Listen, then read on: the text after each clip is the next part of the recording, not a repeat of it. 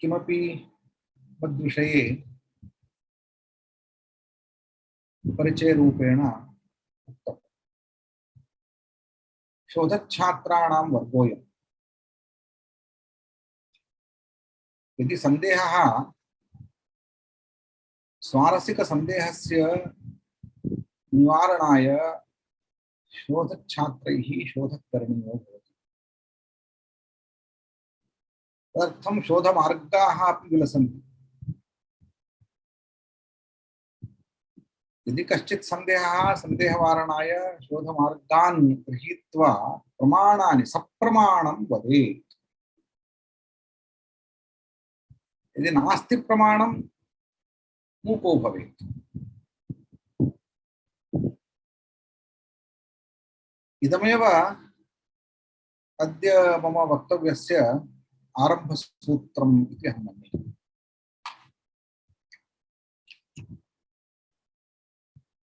मल्लिनाथेन उच्यते प्रमाणं विना न किञ्चिदपि उल्लेखनीयम्। तत्र यत्किमपि उल्लेखनीयं यत्किमपि लेखनीयं सप्रमाणम् उल्लेखनीयं सप्रमाणं च लेखनीयम्। प्रमाणं विरुद्धं स्यात् तर्हि विरुद्धयोः प्रमाणयोः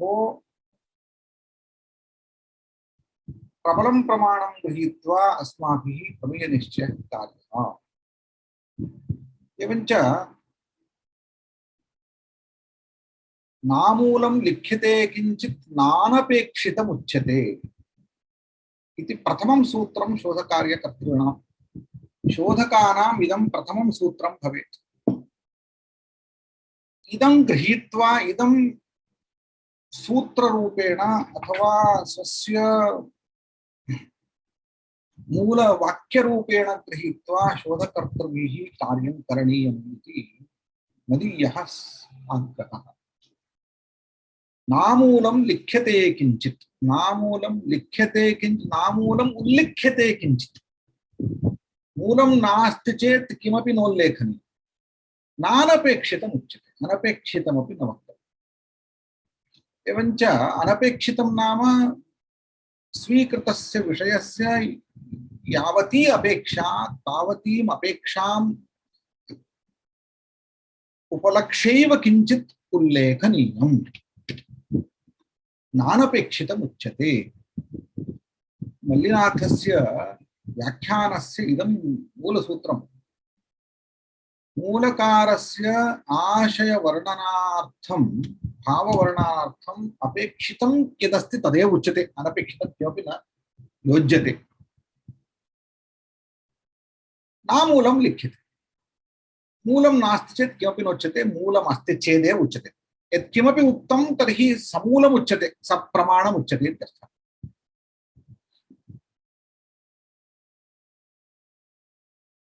तत्र मम परिचयः कथं कारणीयः इति मम कोऽपि आग्रहः नास्ति। अयमस्ति अत्र विद्वान् कश्चित् शोधकः कश्चित् आचार्यः श्रीनिवासवरखेडी नाम अत्र समुपस्थितः अस्मदाह्वानम् अङ्गीकृत्य समुपस्थितः। सः अत्र 6 दिनानि अनुसन्धानमीमांसाम् अधिकृत्य किञ्चित् निरूपयति इति कथने अलम्। मत्परिचयः मद्भाषणात् भवति। परन्तु सर्वाणि शास्त्राणि अयम् अधीतवान् इत्युक्तेपि वितथम्। अनेन अधीतानां शास्त्राणां गणना कर्तुं न शक्यते इति तावत् असम्भावितम्। अयं कुत्रचित् कस्मिंश्चित् विश्वविद्यालये कार्यं करोति कुत्रचित् अन्यत्रापि कार्यं करोति इति मम सन्देहः अस्ति इति कथनं ततोप्यनुचितम्।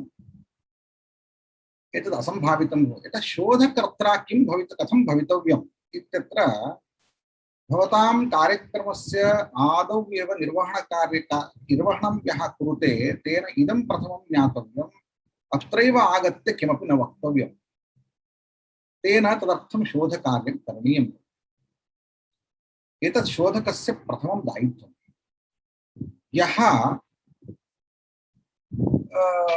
किमपि लिखति, किमपि उल्लिखति, शोधकर्तुः एतद्विषये यदि अहं न जानामि कथं शोधनीयं, किं शोधयित्वा यदुचितं तदेव वक्तव्यम् इत्येव सङ्कल्पः करणीयः। अन्यथा एवं परिचयप्रदानं भवति। अहं परिचयप्रदानेन असन्तुष्टः इति न कथयामि, एतत् मम उदाहरणं प्राप्तं। कथं शोधकार्यं न करणीयम् इत्यत्र एतत् उदाहरणं। यदि वर्षद्वयानन्तरं वर्षत्रयानन्तरं वा भवन्तः एवम् एतादृशं शोधपत्रम्, एतादृशं शोधग्रन्थं भवन्तः प्रस्तुवन्ति चेत् तर्हि किं कृतं वर्षत्रयम् इति प्रश्नः उदेति। तस्मात् प्रतिसोपानं प्रतिपदं भवद्भिः श्रद्धालुभिः प्रयत्नः कार्यः।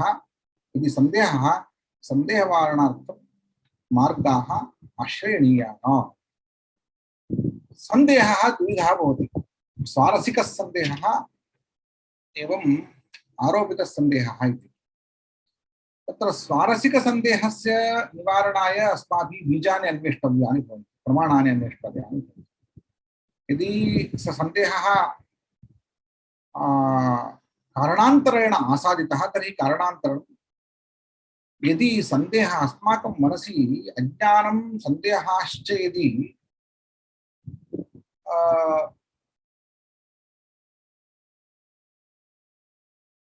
कारणान्तरेण जनिता, अर्थात आलस्यवशाद्वा कार्यकरणकौशलाभाववशाद्वा कार्य अकरणाद्वा यदि सन्देहः अथवा अज्ञानम् अवशिष्यते तर्हि कः तत्र उत्तरदायी भवति इति विचारः करणीयः।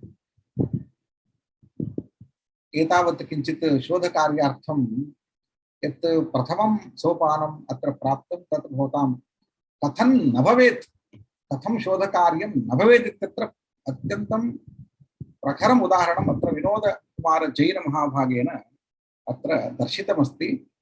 तस्मै धन्यवादः।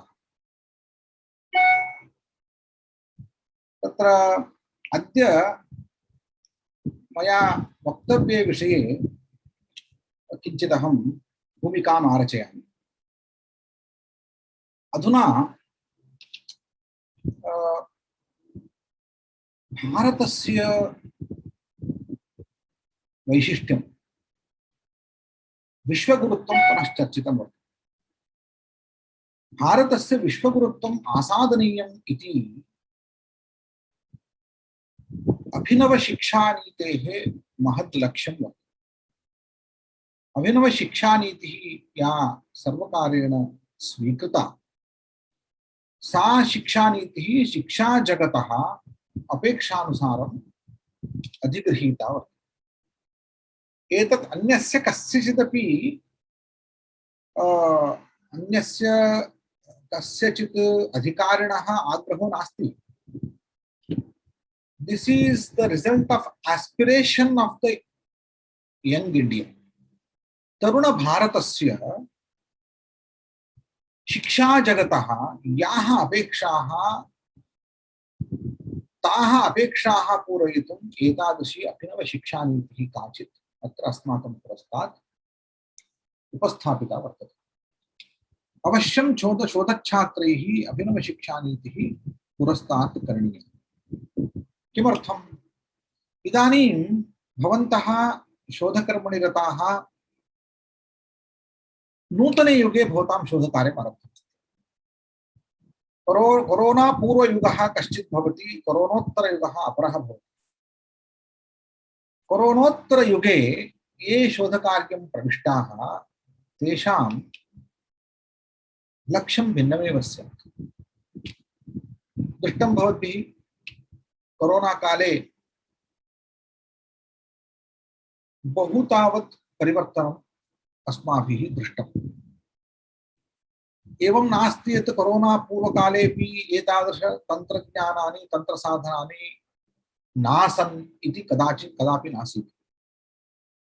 20 वर्षेभ्यः वयम् एतादृशतन्त्रज्ञानसाधनानि उपयुञ्ज्महे। तन्त्रज्ञानं बहुधा उपलब्धं, किं मोबैल् तन्त्रज्ञानं भवतु, अन्तर्जालमाध्यमं भवतु, अन्यानि उपकरणानि वा, तानि बहुधा उपलभ्यन्ते स्म। परन्तु तेषां विनियोगः कोरोनोत्तरकाले कोरोनायुगे असमारब्धः। कोरोनायुगः अस्मान् किञ्चित् पाठयति। पूर्वसिद्धानि यानि तत्त्वानि सन्ति, निश्चिता काचित् व्यवस्था या आसीत् सा तस्याः व्यवस्थायाः भङ्गः अधुना अभवत्। अतः नूतन राष्ट्रीय शिक्षा नीतेः स्वीकरणकाले पूर्वशिक्षा व्यवस्था अस्माभिः या प्राचीन गृहवत् संरक्षिता सा स्वयमेव भग्ना जाता। अन्यथा एतादृश नूतन शिक्षा नीतेः पुनर्व्यवस्थापनार्थं प्राचीन यथा नूतनं भवनं निर्मेयं चेत् प्राचीन भवनस्य नाशनं सम्पादनीयं, प्राचीन भवनं तस्मात् निवारणीयं, निष्कासनीयं, भञ्जनीयं भवति। तदर्थं प्रयासः इदानीं न करणीयः।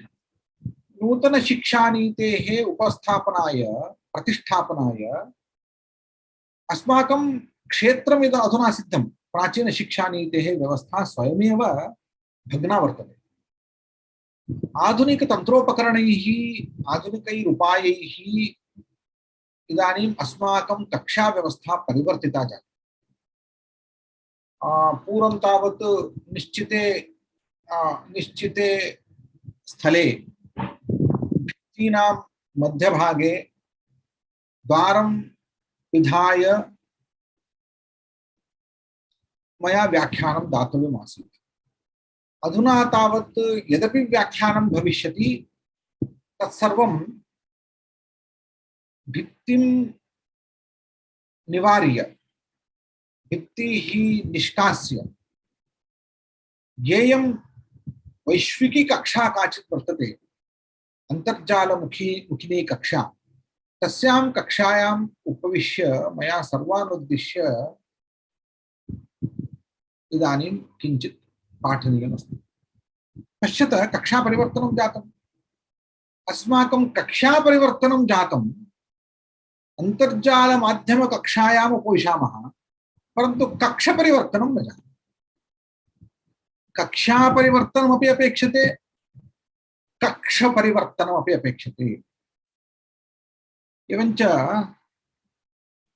कक्षपरिवर्तनमपेक्षते, अक्षपरिवर्तनमपि अपेक्षते। यथा अस्माकं मार्गः अस्ति, अस्माकं गतिमार्गः, तस्य मार्गस्य या रेखा वर्तते सा रेखा इदानीं परिवर्तनीया अस्ति। किं परिवर्तनीयम् अत्र? तत्र अभिनव राष्ट्रीय शिक्षा नीतिं यदि वयं पश्यामः, तत्र अंशत्रयं वयं द्रष्टुं शक्नुमः। प्रथमः अंशः, अस्माकं शिक्षा व्यवस्थायां भागाः आसन्। कंपार्टमेंट इति शब्देन उच्यते। भागाः नाम एकस्य विभागस्य अपरेण विभागेन सह कोऽपि सम्बन्धो नास्ति। विभागाः कृताः सन्ति, विभजनं कृतं, शास्त्रविभजनं कृतं, विद्याविभजनं कृतं। एकस्यां विद्यायां परिणतः शास्त्रान्तरे न कथञ्चित् तस्य दृष्टिरेव न भवति इतिवत् अस्माकं व्यवस्था टाइट, अत्यन्तमेव दृढा काचित् व्यवस्था कृता, यत्र अन्यः प्रवेष्टुं न शक्नोति, सोऽपि बहिर्गन्तुं न शक्नोति। द्वादशी कक्षायां कश्चित् यदा यः सैन्स् इति विषयं स्वीकरोति अथवा कामर्स् वा आर्ट्स् वा इति विषयं स्वीकरोति ततः पश्चात् तस्य जीवने प्रतिगन्तुं न शक्नोति, तस्य बन्धनं जातम् इत्यर्थः। एवं रूपेण काचित् शिक्षा प्रणाली निर्मिता यत्र विभजनं कृतं, सैन्स् आर्ट्स् कामर्स् इति विभजनं कृतम्। एवं संस्कृतक्षेत्रेपि यथा अन्यक्षेत्रे वृत्तयः भवन्ति, वैद्यकं तन्त्रज्ञानम्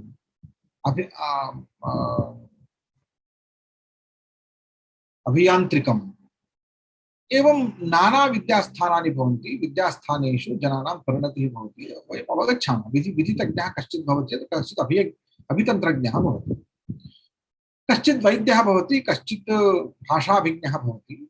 एवं जनाः स्वस्ववृत्तिं स्वीकुर्वन्ति। परन्तु विद्याप्रणाल्याम् अस्माभिः विभागाः निर्मिताः, एकस्य विभागस्य अन्यविभागेन सम्बन्धो नास्ति इतिवत्। इतः परं तन्न भवति। विद्या अखण्डा भवति। अखण्डं किञ्चित् ज्ञानं किञ्चित् अस्ति, तत्र एते विभागाः न भवन्ति, अपि तु एते सर्वे विद्यास्थानानि अंशाः भवन्ति।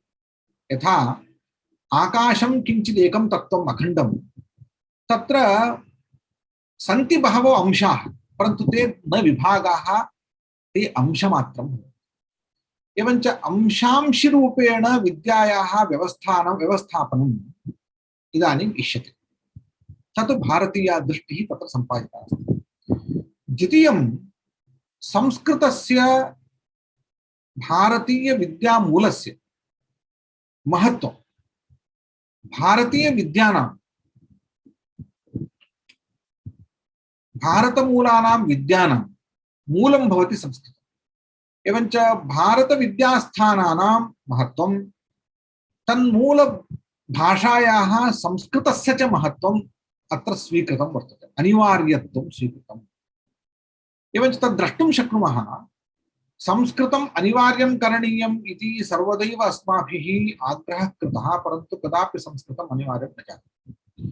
यावत्पर्यन्तं जनाः सार्वजनिकाः, यावत्पर्यन्तं प्रजाः संस्कृतम् अनिवार्यं, भारतीय विज्ञानं, भारतीय तत्त्वज्ञानं, भारतीय विद्यास्थानम् अनिवार्यं भवेदिति ते न स्वीकुर्वन्ति, तावत्पर्यन्तं सर्वकारेण अनिवार्यं कर्तुं न शक्यते। परन्तु सर्वासु विद्यासु भारतीय तत्त्वज्ञानस्य, भारतीय विज्ञानस्य, भारतीय विद्यास्थानस्य च सम्बन्धो भवेदिति आग्रहः कृतः भारतीय शिक्षानीतौ। प्रथमवारम् एतत् दृश्यते। भारतीयभाषासु अध्ययनम् इति तृतीयः अंशः। एवञ्च भारतीयभाषाणां विकासः इत्युक्ते संस्कृतस्य विकासः। संस्कृतम् अन्तरा भारतीयभाषाः जीवितुं न प्रभवन्ति। संस्कृतम् अन्तरा भारतीयभाषाः स्वाभिव्यक्तये न प्रभवन्ति। तस्मात् संस्कृतं तत्र अवश्यं जीवति। भारतीय तत्त्वज्ञानं, भारतीय विज्ञानं, भारतीयं विद्यास्थानं च यद्वर्तते, विद्यास्थानजातं यद्वर्तते, तत्सर्वमपि संस्कृताश्रितम्, अतः संस्कृतावलम्बनम् इत्यतः संस्कृतं जीवति। एवञ्च भारतीय विद्यानां येयं परंपरा, गुरुशिष्य परंपरा एवं विद्या परंपरा, विद्या दृष्टिः, शास्त्र दृष्टिः, तदेतत् सर्वं रक्षणीयमिति प्रथमं तत्त्वम्। एवञ्च एतद् अंशत्रयं यदि वयं स्वीकुर्मः, संस्कृतविदुषां, संस्कृतशोधकर्तॄणां महत् कार्यम् अत्र वर्तते।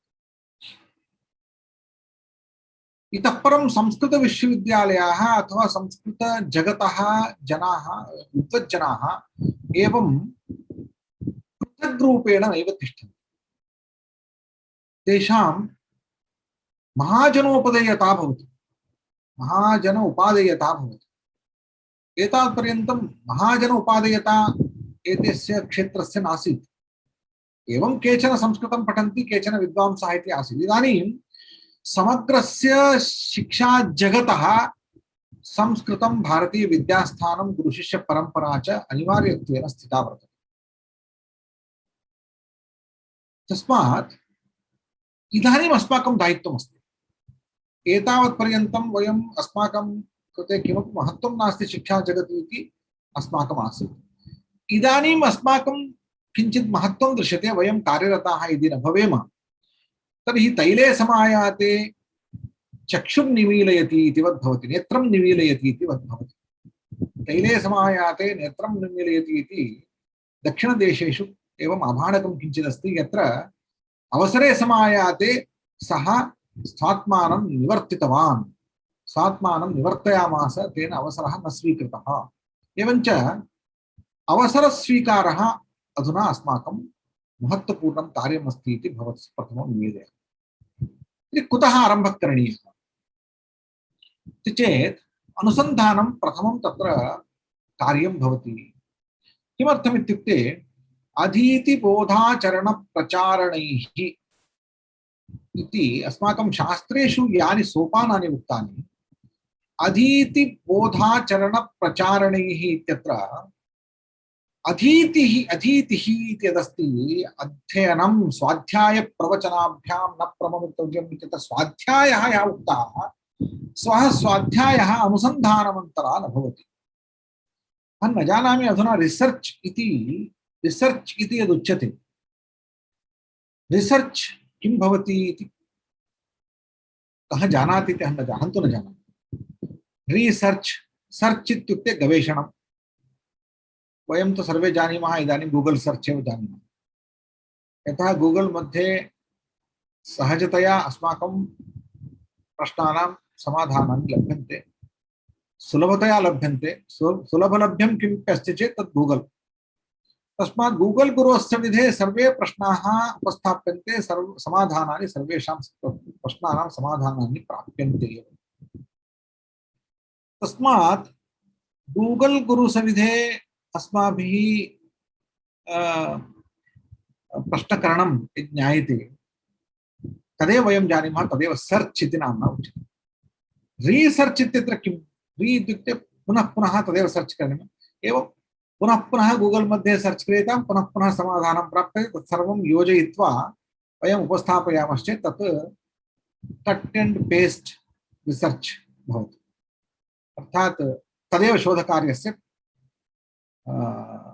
अत्यन्तं प्रथमं कार्यम् इति वयं चिन्तयामः। परन्तु कियत् कालम् एवं कर्तुं शक्यते? अधुना जगत्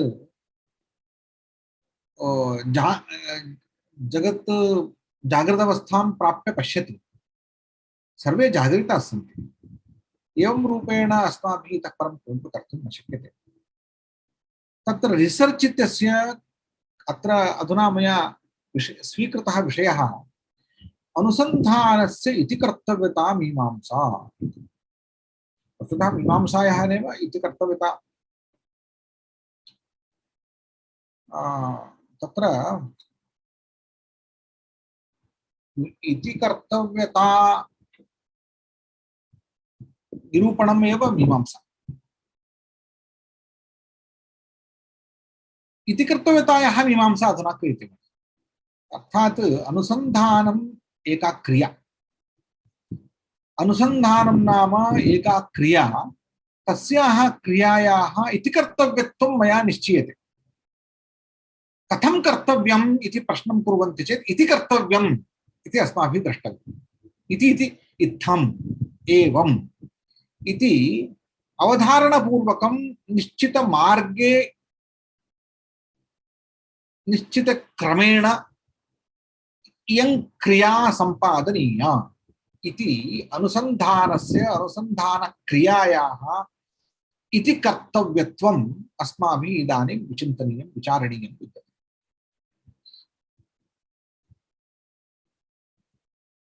तत्र अनुसन्धानस्य स्वरूपं किम् इति बहुधा भवद्भिः विचारः कृतः स्यात्। तद्विषये अहम् अधिकं न वच्मि। अनुसन्धानं नाम किम् इति क्रियां वयं यदि लक्षयामः, क्रिया तावत् फलेन लक्षिता भवति। क्रिया साक्षात् दर्शनयोग्या न भवति। अयं शोधकार्यं कुरुते कदा कुरुते इति पृच्छामश्चेत् इदानीं कुरुते। इदानीं किं कुरुते?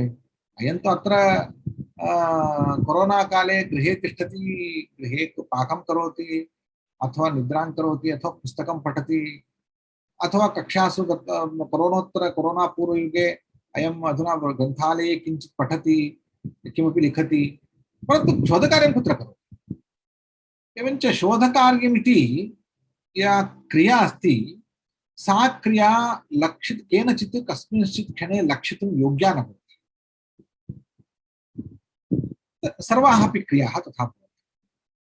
क्रियास्तावत् फलेनैव लक्षिताः भवन्ति, फललभ्याः भवन्ति। अर्थात् व्यापाराणां नैकेषां व्यापाराणां समुदायः एकक्रियारूपेण या व्यपदिश्यते, यः व्यापारसमुदायः क्रियारूपेण उपदिश्यते, तत्र फलं तत्र गमकम्। एवञ्च एते सर्वे व्यापाराः मिलित्वा एतादृशं फलं निर्दिष्टं फलं जनयन्ति, ततः इयम् एका क्रिया। अर्थात् एषः व्यापारसमुदायः एका क्रिया इति अनुसन्धानक्रिया इति कदा भवति इत्युक्ते तत्र फलं किञ्चित् निर्दिष्टं चेत्। तर्हि अनुसन्धानस्य किं फलम् इति प्रथमं चिन्तनीयं भवति। तदनन्तरं च तादृशफलस्य कारणीभूता या क्रिया अस्ति सा क्रिया अनुसन्धानम् इत्युच्यते। परन्तु सापि क्रिया एका क्रिया न भवति, अनेकेषां व्यापाराणां समुदायो भवति। तत्र अनेके व्यापाराः के व्यापाराः? ते च व्यापाराः केन क्रमेण करणीयाः। यदि पाकः सम्पादनीयः, निर्दिष्टः पाकः मनसि सिद्ध्यति, इदं फलरूपेण इदं निर्दिष्टः पाकः, मया किमपि अन्नविशेषः करणीयः अथवा पायसं करणीयम् इति फलं मनसि भवति। यावत्पर्यन्तं तादृशं फलं न प्राप्यते तावत्पर्यन्तं मम व्यापाराः अनुवर्तन्ते, मम क्रिया अनुवर्तते। तदनन्तरं यदा च फलं प्राप्तं तदानीं मम क्रिया परिसमाप्यते। एवञ्च फलप्राप्तिरेव क्रियापरिसमाप्तिः। फलप्राप्तौ सत्यां क्रियापरिसमाप्तिः। एवञ्च फलमेव क्रियापरिसमाप्तिः। क्रियायाः अन्तिमं रूपं फलमेव। यदा फलं प्राप्तं, फलं सिद्धं, तदानीं व्यापाराः विरम्यन्ते, क्रिया परिसमाप्ता। परन्तु तादृशस्य फलस्य निष्पत्तये ये व्यापाराः क्रियन्ते, तेषु व्यापारेषु कश्चन क्रमो वर्तते। पश्यन्तु, पाकक्रियायां कश्चन क्रमः अस्ति। प्रथमं जलाहरणं क्रियते, अनन्तरम् अग्निसंहरणं क्रियते, अनन्तरं धान्ये जलादिकं संस्थाप्य पात्रे संस्थाप्य चुल्यां व्यवस्थाप्यते। काले काले अग्निः प्रज्वाल्यते। तदनन्तरं च यदा च अन्नं पक्वं तदानीम् अग्निः शाम्यते।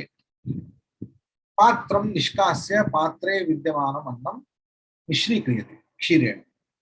तदनन्तरं च एवञ्च किमपि फलं निष्पादनीयं चेत् तत्र क्रमः कश्चित् अस्ति व्यापारः। यदि अहं प्रथममेव जलम् अनानीय, जलम्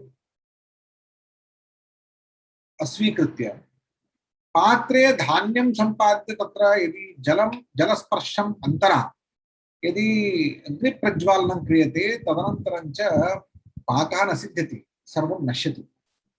एवञ्च जलम् आनीय जले धान्यादिकम् अस्थाप्य यदि अहं पाकं करोमि तर्हि पाकः न सिद्ध्यति। यदि च सर्वं कृत्वापि अग्निरेव न ज्वाल्यते तर्हि अपि पाको न भवति। एवं प्रथमम् अग्निं प्रज्वाल्य अनन्तरं कालान्तरे अग्निशमनानन्तरं यदि जलं संस्थाप्यते तदानीमपि पाको न भवति। एवञ्च अस्ति कश्चित् क्रमः। यं क्रमम् आश्रित्य व्यापाराः सम्पादिताश्चेत् सा एका क्रिया भवति। तया क्रिया समुदितैः व्यापारैः किञ्चित् फलं प्राप्यते, तदेव फलं मुख्यं भवति, अभीप्सितं फलं भवति। कर्तृभिप्सितं फलं किञ्चित् सिद्ध्यति। अत्र अनुसन्धानस्य किं कर्तृभिप्सितं फलम् इति प्रथमं निर्धारणीयं भवति शोधकर्तृ।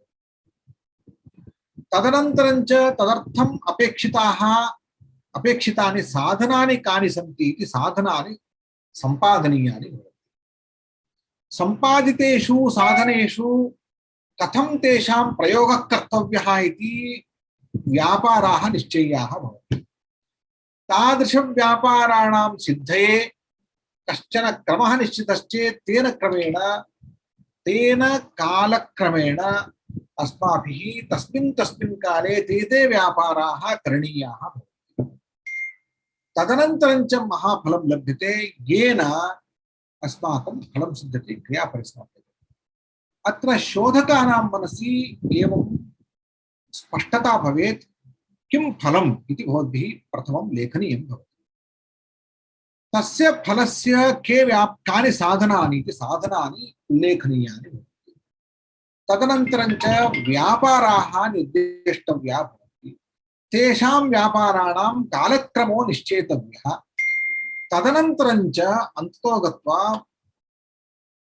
तेषां व्यापाराणां सम्पादनाय प्रयासे क्रियमाणे अनुसन्धानं पूर्यते इति सर्वप्रथमं भवन्तः एकं पत्रं गृहीत्वा एतत् सर्वं भवद्भिः लेखनीयं भवति। एतत् सर्वं भवन्तः अवश्यं लिखन्तु। एतत् श्वः मम व्याख्यानं केवलं श्रुतं हरति पापानि इतिवत् अद्य श्रुत्वा श्वः निर्गच्छामः इति न भवेत्। अतः भवत्सु मम निवेदनं, भवन्तः एतत् सर्वं लिखित्वा श्वः मत्सविधे निवेदयन्तु। 10-15 निमेषान् यावत् वयं किञ्चित् एतदर्थं वयं प्रयासं कुर्मः। अहं शृणोमि, अहं श्रोतुम् इच्छामि भवतः सर्वान्। एवञ्च अनुसन्धानं नाम एतादृशं किञ्चित् कार्यं भवति इति यदा अवगतं, प्राचीनभारते अनुसन्धानं कथमासीत्, किम् अस्माकम् अधीतिबोधाचरणप्रचारणैः इति स्वाध्यायशब्देन अधीतिशब्देन यदुक्तम् अध्ययनशब्देन तद् अस्माकं शोधः तत्र अन्तर्गतः भवति। अध्ययनं पृथक्, शोधः पृथक् इति न भवति। अत एव भवताम् आङ्ग्ल एकम् अध्ययनम् इति भवन्तः लिखन्ति किमपि एतस्य विश्लेषणात्मकम् अध्ययनं स्टडी इति। स्टडी इति किम्? स्वाध्यायः। एवञ्च अधीते विषये युक्तीनां प्रमाणानां प्रयोगपुरस्सरं निगमनं यदस्ति तदेव शोधकार्यम्। एवञ्च एतादृशं निगमनं प्राप्तव्यं चेत् अस्माभिः के गुणाः आसादनीयाः इति द्रष्टव्यमस्ति। ततश्च भारतीयव्यवस्थायां कीदृशम् अनुसन्धानम्, अनुसन्धानस्य स्वरूपं किम्, अनुसन्धानस्य स्वरूपे गृहीते कथं केन क्रमेण तस्य कर्तव्यत्वं कथं, किम् अनुसन्धानस्य कर्तव्यत्वम् अस्ति वा, ब्रह्मविचारः कर्तव्यः इत्युक्ते धर्ममीमांसा कर्तव्या इत्युक्ते इति कर्तव्यता अस्ति वा, तदनन्तरं कर्तव्यतायां सिद्धायाम् इति कर्तव्यता सिद्ध्यर्थं प्रयासः। एवं वयं तत्र मीमांसां तत्र मुख्यम् उद्देश्यं मम एतेषु व्याख्यानेषु तत्र कश्चित् संवादः आरब्धव्यः। तत्र कांश्चिन् बिन्दून् अहम् उपन्यस्यामि, भवद्भिः तत्र विचारः करणीयः। विशिष्य भारतीयविद्यानाम् उपादेयता कथं सिद्धेत्। भारतीयविद्यानाम् अधुना लोकोपदेयता नास्ति, तेषां लोकोपदेयता सम्पादनाय किं करणीयम् इति प्रथमः प्रश्नः। तदनन्तरं भारतीया काचित् विचारपद्धतिः वर्तते वा, किं पाश्चात्यव्यवस्थया एव अस्माभिः शोधकार्यं करणीयम् इति द्वितीयः प्रश्नः। यदि अस्ति चेत् अस्माकं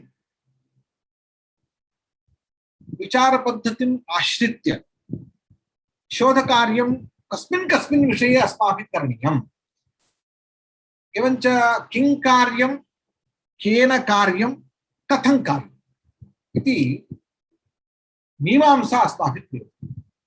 किं कार्यं केन कार्यं केन इति कर्त्रा इति नास्ति भवद्भिरेव कार्यम् अस्माभिरेव कार्यं केन साधनेन कार्यं कथं कार्यं केन क्रमेण कार्यम् अथवा कया पद्धत्या कार्यम् अथवा केन प्रकारेण कार्यम् एवञ्च प्रकारप्रश्नः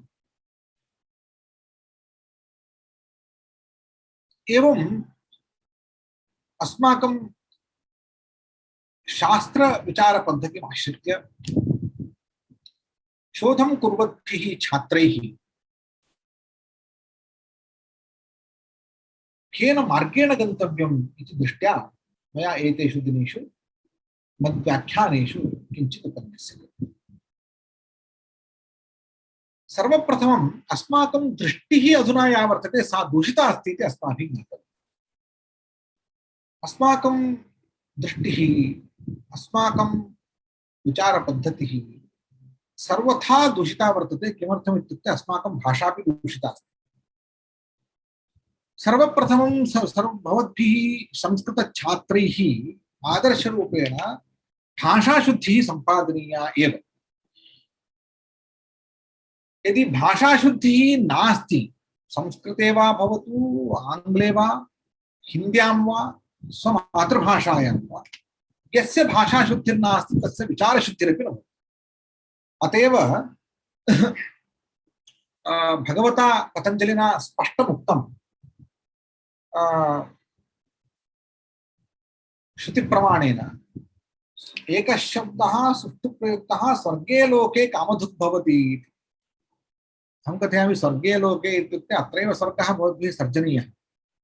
तदर्थम् एकः शब्दः सुष्ठुप्रयुक्तः स्वर्गे लोके कामधुक् भवति इत्युक्ते मरणानन्तरम् इति नास्ति। अत्र भवतां यत् सुखमार्गः अस्ति तत्र कामधुक् भवति। स्वर्गे लोके कामधुक् भवति तत्र गत्वा सुखं लभ्यते इति नार्थः। तादृश स्वर्गे लोके विषये इयं कामधुक् भवति। अर्थात् इयं भाषा या वाक् सा सर्वं सूते सर्वं ददाति सर्वकामदा तस्मात् स्वर्गः सृष्टः भवति। किञ्च स्वर्गार्थं प्रयतमानेन सुखार्थं लोकसुखार्थं लोकहितार्थं प्रयतमानेन शोधकर्त्रा भाषाशुद्धिः प्रथमं सम्पादनीयम्। तदर्थं साग्रहं कथयामि। भाषाशुद्धिम् अन्तरा विचारशुद्धिं न भवति। तदनन्तरं च विचारशुद्ध्यर्थं सर्वैस्तावत् आन्वीक्षिकी सम्पादनीया। आन्वीक्षिकी इत्युक्ते प्रदीप सर्वविद्यानाम् इति सर्वप्रथमं बहु स्पष्टतया अस्माकं प्राचीनैः अभियुक्तैः आन्वीक्षिक्याः विद्यायाः महत्त्वम् उपपरिणितं वर्तते। आन्वीक्षिकी नाम प्रमाणविद्या भवति।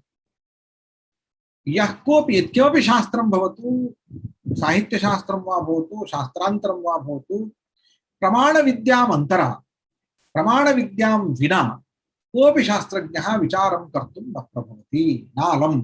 तस्मात् विचारविद्यायां प्रवृत्तस्य पुरुषस्य प्रमाणविद्यायाः आलम्बनम् अपेक्षितं भवति। तस्मात् प्रथमं सर्वं किम् उक्तं मया भाषाशुद्धिः तदनन्तरं विचारशुद्ध्यर्थम् अन्वीक्षिकी अपेक्षिता भवति। अतएव चतुर्दश विद्यास्थानानि 14 सन्ति 18 वा विद्यास्थानानि सन्ति। तत्र 18 विद्यास्थानानां चतुर्विध विद्याव्यवस्थायां योजयति कौटिल्यः। स कथयति आन्वीक्षिकी त्रयी वार्ता दण्डनीतिश्चेति विद्याः। तत्र आन्वीक्षिकी सर्वशास्त्रोपायः प्रदीपः सर्वविद्यानाम् आश्रयः सर्वकर्मणाम् प्रदीपः सर्वविद्यानाम् आश्रयः सर्वकर्मणाम् एवञ्च सर्वकर्मणाम् इत्युक्ते अनुसन्धानकर्मणः अपि आश्रयः। आन्वीक्षिकी नाम प्रमाणविद्या। कानि प्रमाणानि प्रमाणानां कथं होराफलव्यवस्था बलाबलव्यवस्था एतत् सर्वं सम्यक् ज्ञातव्यं। युक्तिः तत्र प्रमाणेषु अन्यतमा भवति युक्तिः। एवञ्च युक्तिं त्यक्त्वा अस्माभिः किमपि कर्तुं न शक्यते। पश्यन्तु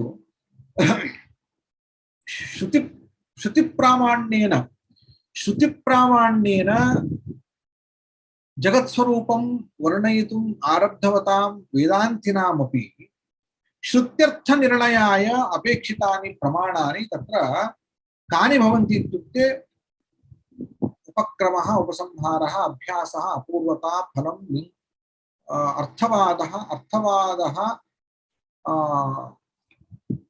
अनन्तरं लिंगं तात्पर्य निर्णयम्। पश्यन्तु तत्र लिंगं तात्पर्य एतत् सर्वं लिंगं भवति, एतत् सर्वं युक्तिः भवति इत्यर्थः। एवञ्च उपक्रमादि लिंगैः वाक्य तात्पर्यं निश्चीयते, श्रुति तात्पर्यम् आगम तात्पर्यं निश्चीयते। एवञ्च उपक्रमादि लिंगैः उपक्रमादिभिर्युक्तिभिः यदि तात्पर्यम् आगम तात्पर्यं निश्चीयते तर्हि आगमस्य युक्तिम् अन्तरा व्यवस्था अर्थव्यवस्थापनं न कर्तुं सामर्थ्यं नास्ति इत्यर्थः। एवञ्च आगमः अपि प्रमाणं चेत् युक्तिबलेन एव प्रमाणं भवति। अथ प्रत्यक्षमपि साक्षात् दृष्टं चेदपि तत्र अर्थाः यदि विवेचनीया भवन्ति, शब्दैर्विवेचनीया भवन्ति, तर्हि युक्तिमन्तरा व्यवस्था कर्तुं न शक्यते। अतः युक्तिः सर्वप्रधाना भवति अनुसन्धाने कर्मणि। अतएव न्यायानुसन्धानं युक्तिः इत्युच्यते।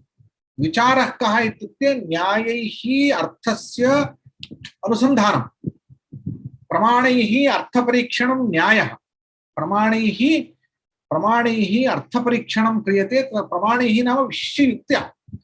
एवञ्च युक्त्या तर्केण अर्थपरीक्षणं कृत्वा यत्र निश्चयः क्रियते, यत्र निगमनं क्रियते तदेव सिद्धान्तो भवति।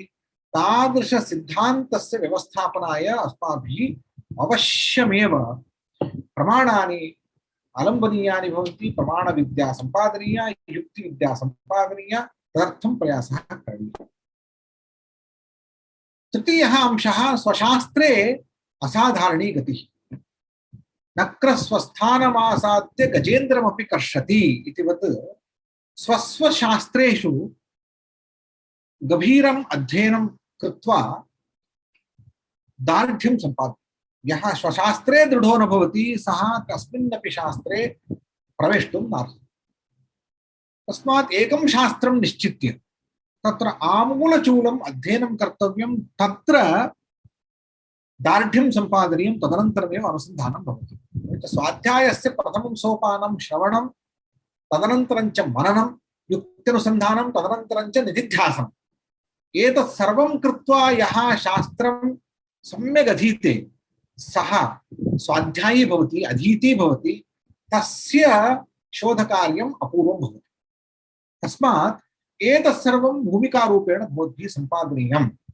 तदनन्तरमेव अस्माभिः शास्त्रेषु किमपि नूतनं सिद्धान्तरूपेण प्रतिष्ठापयितुं शक्यम् इत्युक्त्वा भारतविद्यानाम् उपादेयता कथं सम्पादनीया इत्यत्र विचारपद्धतिः का भवति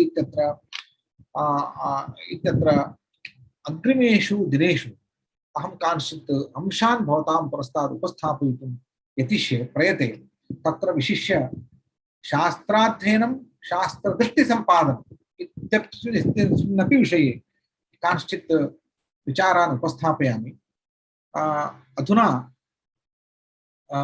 अत्र संस्कृत विश्वविद्यालयेषु अधुना अस्माकं यादृशी व्यवस्था वर्तते, तादृशीं व्यवस्थाम् एव समाश्रित्य यदि वयं गतानुगतिको लोकः इतिवत् अन्धानुकरणन्यायेन अन्धेनैव नीयमाना यथान्धाः इतिवत् अहम् अन्धः, भवन्तः अन्धाः न भवन्तु, भवन्तः वा प्राज्ञाः चक्षुष्मन्तः सन्ति इत्यतः भवन्तः अन्धेनैव नीयमानाः अन्धाः इव न प्रवर्तन्तां, नूतने अभिनवे मार्गे प्रवर्तन्ताम् इत्येव आशास्य अद्य प्रथमं व्याख्यानम् उपसंहरामि। श्वः एतान् विषयान् स्वीकृत्य शास्त्रप्रमाणपूर्वकं भवतां पुरस्तात् अभिनवान् अंशान् उपस्थापयामि इति प्रतिज्ञाय विरमामि। अस्मिन् विषये यदि कस्यचित् जिज्ञास्यं किञ्चित् अस्ति चेत् विना संकोचं कदाचित् हिन्द्यां वा आङ्ग्ले वा स्वानुकूलभाषायां भवन्तः प्रष्टुमर्हन्ति।